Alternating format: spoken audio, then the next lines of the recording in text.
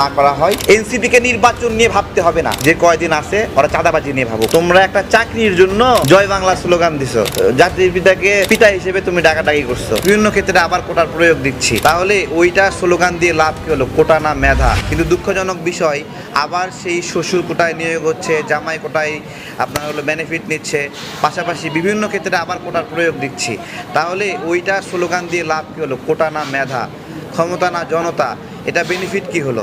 তো এইটা রাজনীতির একটা চরিত্র, যে ক্ষমতা হাতে পেলে ঠিক রূপটা উল্টায় ফেলে। হ্যাঁ, দেশের জনগণের সেবা, এত রাজনৈতিক দল সবাই শুধু সেবা করতে চায়, জনগণ উদ্দিষ্ট রাজনৈতিক দলগুলোর সেবায়, এত সেবা, এইরকম একটা অবস্থা, সবাই খালি সেবা করতে চায়, সেবা করবে সেবা করবে।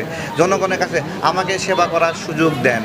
রাজনীতিবিদরা জনগণের কীভাবে সেবা করে, দেশের মানুষ তো পাগল না, তারা জানে না। সুতরাং এইসব স্লোগান বিভিন্ন কিছুতে পাগল যে হওয়া যাবে না, এটা আমরা ধীরে ধীরে বুঝতেছি আর কি।